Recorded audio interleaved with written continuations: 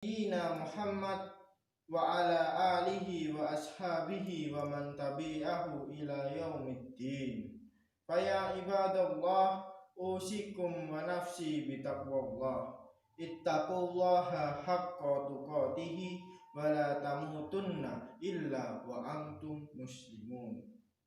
Qala ta'ala, ya ayyuhalladzina amanu taqullaha haqqa tuqatihi wa la tamutunna illa wa antum muslimun. Qala ta'ala, ya ayyuhalladzina amanu taqullaha wa qulu qawlan sadida yuslih lakum a'malakum wa yaghfir lakum dunubakum wa may yuti'illaha wa rasulahu faqad fadan fawdan nadima.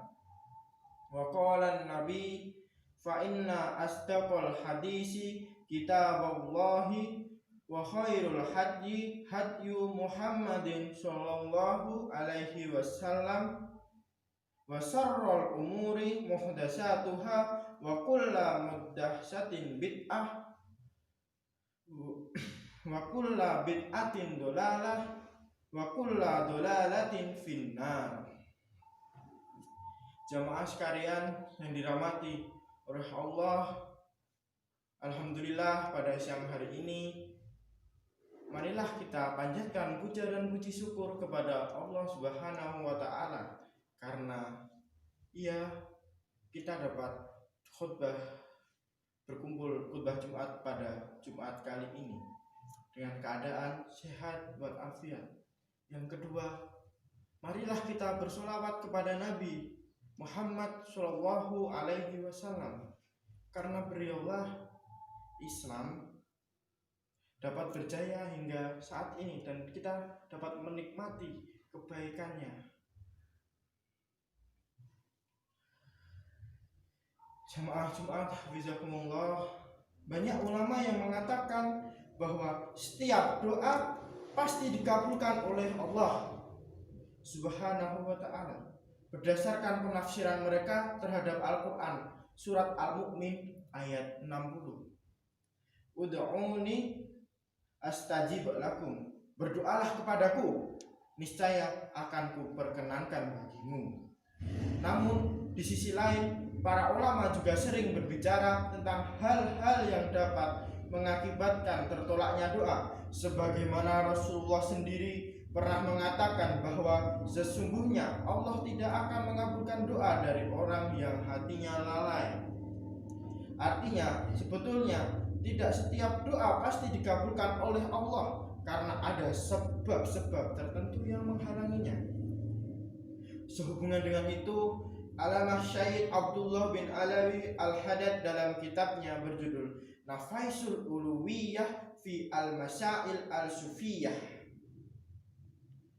yang menjelaskan ada 5 perkara yang merintangi terkabulnya doa sebagai berikut. Waktumu yang sia-sia sungguh derita. Dari Abu Hurairah radhiyallahu anhu dari Nabi sallallahu alaihi wasallam, beliau bersabda, di antara kebaikan Islam seseorang adalah meninggalkan hal yang tidak bermanfaat. Hadis Tirmizi nomor 2317. Ibnul Qayyim rahimakumullah dalam Fawaid berkata, menyia-nyiakan waktu itu lebih parah dari kematiannya, karena menyia-nyiakan waktu memutuskanmu dari mengingat Allah dan negeri akhirat, sedangkan kematian hanya memutuskanmu dari dunia dan penghuninya. Kurangi maksiat karena usiamu terbatas, karena tak ada satupun yang yakin ia bisa hidup terus hingga waktu tua. Rasulullah Shallallahu Alaihi Wasallam pernah menasihati seorang sahabat yang tatkala itu berusia muda, berumur sekitar 12 tahun, yaitu Ibnu Umar radhiyallahu anhuma. Beliau Nabi Shallallahu Alaihi Wasallam memegang pundaknya lalu bersabda, hiduplah engkau di dunia ini seakan-akan sebagai orang asing atau penggembara. Apa maksud ibarat Nabi Shallallahu Alaihi Wasallam di atas? At-Tibi mengatakan Rasulullah Shallallahu Alaihi Wasallam memisalkan orang yang hidup di dunia ini dengan orang asing yang tidak memiliki tempat berbaring dan tempat tinggal, kemudian menggembara. Orang asing dapat tinggal di negeri asing. Hal ini berbeda dengan seorang lembah. Akan ditemui tempat yang membinasakan. Dia akan melewati padang pasir yang menyengsarakan, dan juga terdapat perampok. Orang seperti ini tidaklah tinggal kecuali hanya sebentar sekali, sekejap mata. Ada juga ibarat lain dari Nabi Shallallahu Alaihi Wasallam, apa peduliku dengan dunia? Tidaklah aku tinggal di dunia, melainkan seperti musafir yang berteduh di bawah pohon dan beristirahat. Lalu musafir tersebut meninggalkannya. Hadis Tirmizi nomor 2377.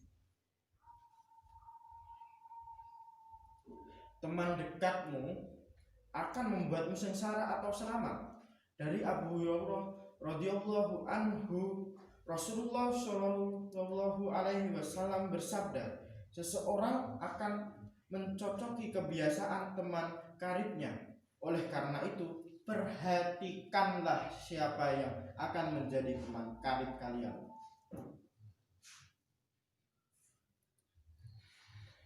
Imam Al-Ghazali rahimahullah berkata, bersahabat dan bergaul dengan orang-orang yang pelit akan mengakibatkan kita tertular pelitnya, sedangkan bersahabat dengan orang-orang yang zuhud membuat kita ikut zuhud dalam masalah dunia. Karena memang asalnya seseorang akan mencocoki teman dekatnya, bahkan kecocokan dengan teman dekatnya bisa terjadi tanpa disadari. Semoga membuka kesadaran para pemuda lewat khutbah Jumat ini. Nabi Syuaib alaihi wasallam pernah berkata, aku tidak bermaksud kecuali mendatangkan perbaikan selama